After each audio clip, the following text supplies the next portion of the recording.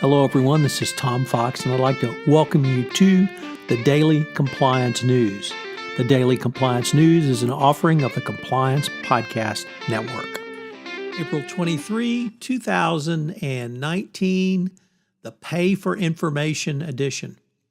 First up, Google employees say they faced retaliation after organizing a walkout. The two employees, Claire Stapleton and Meredith Whitaker, who helped organize the 20,000-person walkout, say they paid a price for their actions, that they had been demoted by the company and informed that their roles would change. In addition to the demotion, Google instructed one of the employees to take medical leave even though she was not sick. So not very good looking there for Google.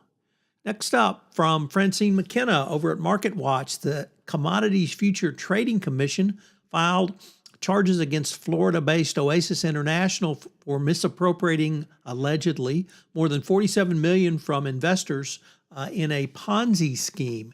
It was around personal spending on exotic vacations, sports tickets, pet supplies, and loans to family members. So a Ponzi scheme to the tune of $47 million. Next up, Lisa Ozofsky and the Serious Fraud Office is back in the news, and once again, not in a good way.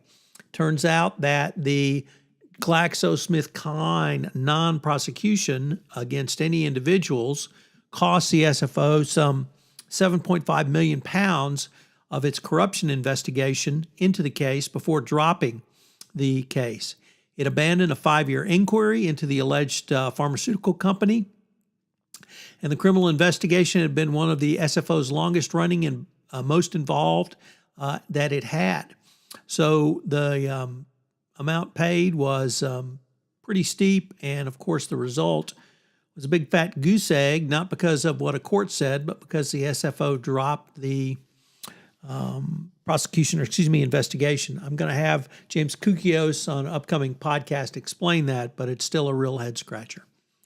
And finally, should your company pay executives to confess to bribery? Well, CCRSA, Brazil's largest toll road operator, is asking its shareholders to approve this. The company is asking shareholders to approve a deal it closed out with a Brazilian court, which would pay some $18 million to 15 executives so that they would reveal wrongdoings they were involved with to prosecutors.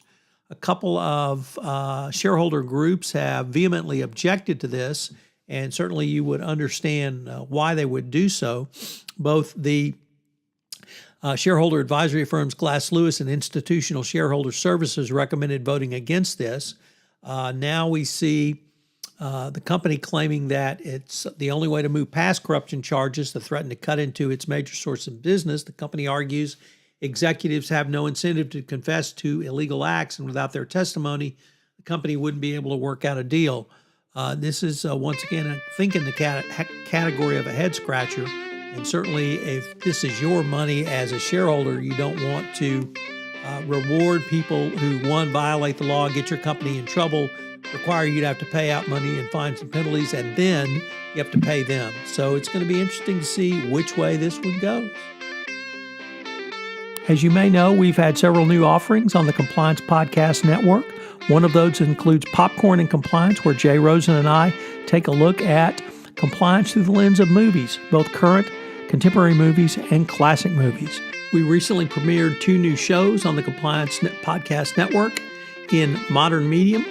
Paris Fox takes a look at how you go through the process of designing art and why it's so important for the compliance practitioner to utilize these skills in their communications with their employees.